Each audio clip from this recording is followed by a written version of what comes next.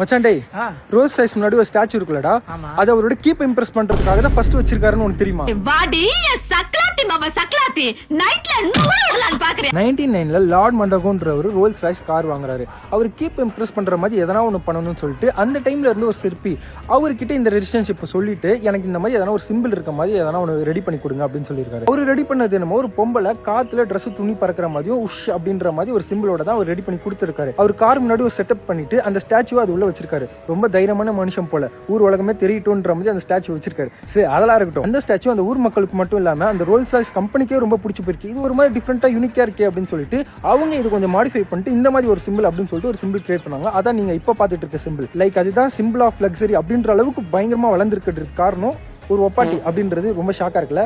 So the moral of the story is keep a secret வச்சதான் பிரச்சனை. இந்த மாதிரி சிம்பிள் போட்டு ஊருக்கே காமிச்சிங்கன்னா எவனுக்காச்சும் ஒருத்தருக்கு யூஸ்ஃபுல்லா இருக்கும்.